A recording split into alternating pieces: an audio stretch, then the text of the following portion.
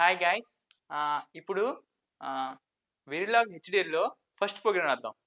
So actually program రాస్తూనే explain చేస్తాను. Next simulation టైంలో థియరీ కూడా ఎక్స్ప్లెయిన్ చేస్తాను. ఓకే, అది okay.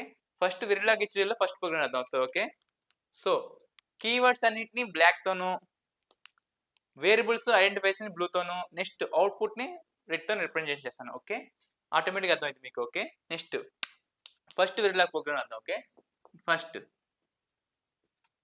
Module. So first module రాయాలి, నెక్స్ట్ దాని మాడ్యూల్ నేమ్ కూడా రాయాలి. ఓకే, మాడ్యూల్ రాసామంటే దానికి ఎండ్లో ఎండ్ మాడ్యూల్ ఉంటుంది. ఓకే,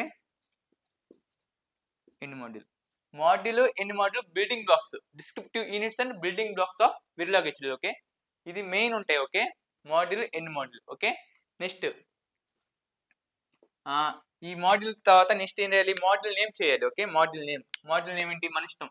నా పేరు రాసుకోండి, మీ పేరు రాసుకోండి, నో ప్రాబ్లం. ఓకే, నేను మై డిజైన్ రాస్తున్నా. Okay, my design.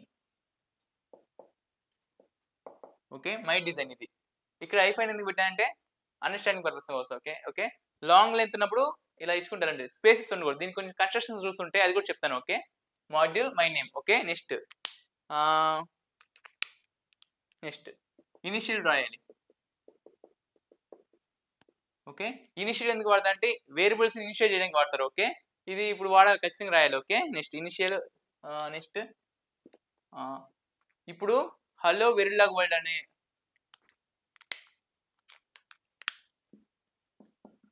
Hello Verilog world అనేది అవుట్పుట్ లో నేను డిస్ప్లే చేద్దాం అనుకుంటున్నా, హలో వెరిలాగ్ వరల్డ్ అని. సో ఈ స్టేట్మెంట్ నేను డిస్ప్లే చేయాలంటే బిగిన్ అండ్ కీవర్డ్స్ కావాలి కొన్ని. అవేంటి, begin, next one is end. Okay, ఈ బిగిన్ అండ్ కీవర్డ్స్ వాడడం వల్ల ఏమైంది, ఈ స్టేట్మెంట్స్ అనేవి డిస్ప్లే అవుతాయి. ఓకే, చూద్దాం సరే ఎలా డిస్ప్లే చేస్తాను. సో డిస్ప్లే చేయడానికి సి లాంగ్వేజ్ లో ప్రింట్ఎఫ్ ఎలా ఉందో అలాగే వెరిలాగ్ హెచ్డిఎల్ కూడా డిస్ప్లే ఉంది. ఓకే, అదేంటి, dollar display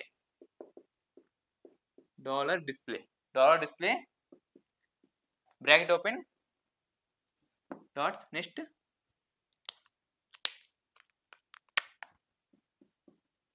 hello Verilog world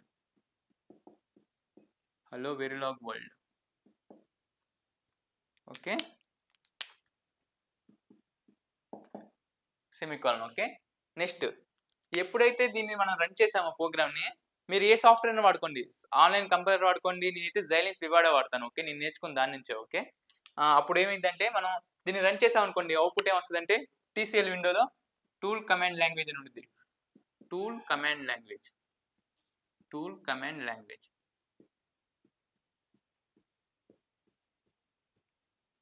జైలిన్స్ వివాడాలో టూల్ కమాండ్ లాంగ్వేజ్ లో హలో వెరిలాగ్ వరల్డ్ అనేది డిస్ప్లే అవుతుంది. Okay, next one is the begin end keywords. ఎందుకంటే ఒక స్టేట్మెంట్స్ కంబైన్ చేయడానికి వాడతారు. ఓకే, కంబైన్ చేయడానికి. ఓకే, నెక్స్ట్ ఇంకోటి రాద్దాం మనం. Okay, dollar display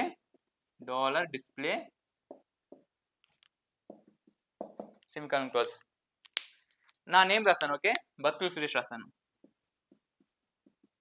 Battula Suresh. Okay, Battula Suresh రాయంగానే ఏమైంది, అవుట్పుట్లో ఏమొస్తుందంటే ఇక్కడ డిస్ప్లే అవుతుంది బత్తుల సురేష్ అని. ఓకే ఓకే, ఇది సేమ్ ఇంతే. మీరు ఎప్పుడైతే మనం మల్టిపుల్ స్టేట్మెంట్స్ ఇస్తామో 2-3 స్టేట్మెంట్స్ ఇచ్చినప్పుడు బిగిన్ అండ్ ఖచ్చితంగా రాయాల్సింది. ఓకే, బిగిన్ అండ్ కంపల్సరీ రాయాలి. ఈ రెండు రాసి డిస్ప్లే చేస్తే అవుట్పుట్ ఈ విధంగా వస్తుంది. మీరు సింగిల్ స్టేట్మెంట్ ఇచ్చారు, ఇప్పుడు ఇలా ఉంది కదా, మీరేం చేద్దామంటే ఇప్పుడు బిగిన్ అండ్ వాడాలంటే 2 స్టేట్మెంట్స్ ఉన్నప్పుడు బిగిన్ అండ్ వాడాలి, సింగిల్ స్టేట్మెంట్ ఉంటే అవసరం లేదు. ఓకే, చూద్దాం సరే ఎలాగో.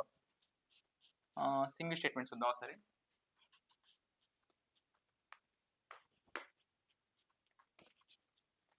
ఓకే, ఈ విధంగా వచ్చేసరి అవుట్పుట్ హలో వెరిలాగ్ వరల్డ్ అని ప్రింట్ అవుతుంది. ఓకే, డిస్ప్లే అవుతుంది. ఓకే, హలో వెరిలాగ్ వరల్డ్ వస్తుంది, కానీ బిగిన్ అండ్ అవసరం రాయాల్సిన పని లేదు. కానీ మీరు ఇప్పుడు ఆటోమేటిక్గా చూడండి, డాలర్ డిస్ప్లే